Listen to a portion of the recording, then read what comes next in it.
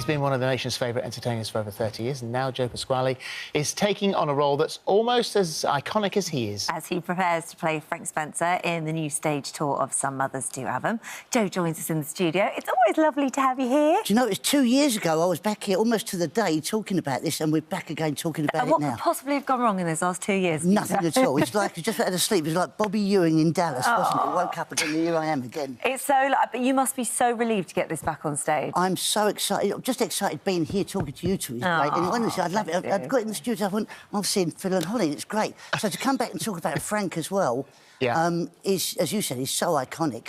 And to step into those boots, you know, Michael Crawford's shoes, the first time we did it, this is our third attempt at it now. We did the first tour in 2018, bringing it back 2 years ago. Obviously, we did 2 weeks for it, that pulled it off. So to come back now... But it was really... So I've got to say that, I mean, they are big shoes to step into. We'll talk about the show itself in just a moment. But actually doing it, it was really successful. It was so really backed by popular demand, and then the pandemic messed it all up completely. Yeah, well, what happened with the first few weeks of it, when we first put the first tour out, it was a little bit touch and go. People weren't sure if it was going to be any good or not. Yeah. Quinton Letts from the Daily Mail came to see it and gave us a raving review, and then it just took off. And he's severe. He's very severe, and he said it was the best transition of a TV show to stage show ever. And it was, we didn't know how it was going to work, whether people were going to accept me, because everybody knows Michael as Frank. And we said the only way it's going to work is to put me into it, and put my own personality in it, rather than trying to... You can't sustain an impression of Michael Crawford for 2 hours and people expect to buy it. And because we had some great... Well, we've still got some great actors with it. We've got Susie Blake, Sarah Earnshaw, who plays Betty, who has the mission of a lifetime on it, to work with me, because on this show I tend to go off-piste a little bit sometimes, and she draws me back. She has to pull me back, and every now and then, if I start to go off a little bit, you can see in her eyes she does it really slowly, and she just shakes her head very slowly. The audience don't notice it. She just does that, and they say, no, come back, don't go off on. And she's brilliant like that. But I'm totally accident-prone. Already this morning, in the dressing room that you put me in, there's a tiny little table in there. I fell over it twice already. I fell over it once. You'd think, oh, after I've done it once, you wouldn't do it again. I cannot... Every single day, I can't go through a day without hurting myself. So how, I mean, which is perfect for Frank Spencer, but how do you get through this? Because obviously, you know, it's got this incredible set, and the set, because obviously his DIY skills aren't great, falls apart. So although you're accident-prone, I imagine it's quite key that you hit the right moments at the right time. I hit the moments all the time. Even though I'm not supposed to hit that moment, I hit it sometimes a bit too early. As Frank's life falls apart, so does the house. And there's a few stunts in it. One of them at the end of the show, I had to fall down this whole flight of stairs, about 20 stairs. And we had a stuntman come in. He did it a few times before I got there, so he could practice it to show me how to do it. And I get there, what do I have to do? He said, right, you do this, do that, and then I'll show you. And he did it. He threw himself down the stairs. And as he got up, he went, oh, like that. I went, you all right? He went, yeah. I said, you hurt yourself? He went, yeah, a little bit. He went, you'll be all right. I said, you'll be all right. I've got to do it 160 times. You've done it once, you did. And after a week of doing it, I was black and blue. And as you saw earlier in the clip, I had no trousers on at one point, and my legs looked like I'd done 10 rounds with Mike Tyson. Oh, my goodness. And people go, look at his legs. I had to start putting cover-up on it, all the makeup to hide the bruises. So it hurts? Oh, it really hurts, yeah. No, there's no acting in it. I really, really hurt. There's a comedy saying, isn't there? Yeah, comedy is pain plus time. Right. But there's no time in between it. I just hurt all the time. Can you wear padding?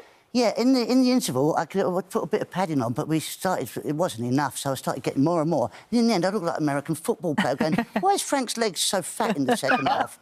So we had to just take the bruises, and that's all I do now. And so you would think that you've been doing this in 2018, and then you refresh it in your head, you come back a bit, then we have a bit of a pandemic. You'd think that it might have stuck in your head. No.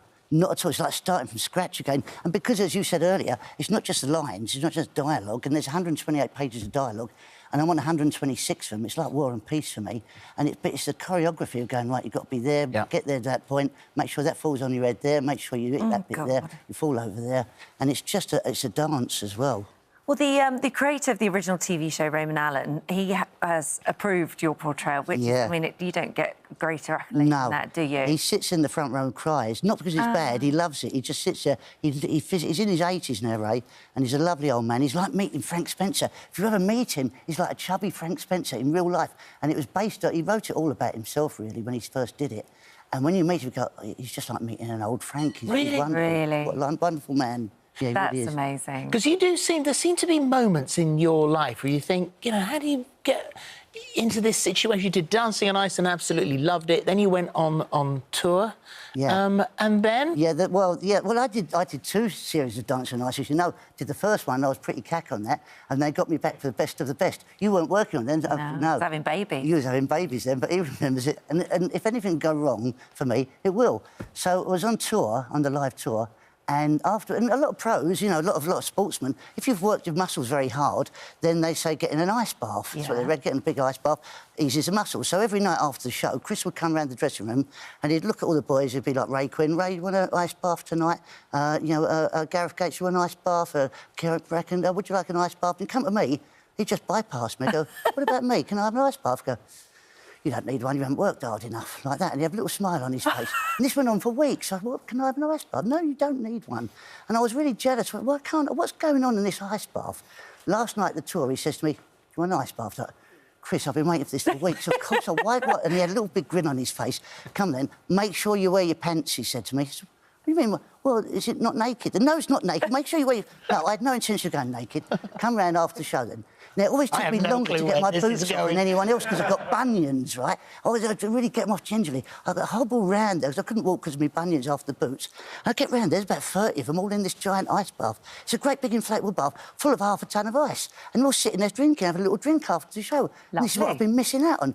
So, of course, I take my dressing gown off and my bunions are killing me. OK, just get in, Jane. Come sit next to me, Chris, in between me and Jane. He goes like that. So I get in. He goes, don't make waves, don't splash me. I know what you're like. So, I'm not going to splash you, Chris. I'm not a child. So, of course, I get in my pants, and it affected me because it's really cold. Obviously, it's ice, right? And my bladder ain't what it used to be. And I'm not going to lie, a little bit of wee come out, right? And because I'm that age now, my prostate isn't great as well. So I couldn't stop it. My muscular area on there isn't as good as it was. So it all flowed out, and I was trying to hold it, right? And Jane went, oh, it's weird, like that. And I couldn't help it, but because I'd had a Barocca before as well, right? Honestly, it was like the red arrows, right? It just came out. And I'm not... You know the scene in Jaws when the shark comes out, everybody's getting out of the water, right? Everybody's going, no, get out! And I just sat on my own with a glass of champagne and an ice bath of wheat. In an orange cloud? Yeah, I never got asked back again. No, I'm not surprised. Ever. Oh, Joe, that's brilliant. Thank you. The UK tour of Some Mothers Do Have Them. If ever there was the right person to play this role. Right. It starts in Stevenage on the 29th of March, and then it's off around the country. Amazing reviews, brilliant show. Well done. Thank you for having me, as always. Thank you.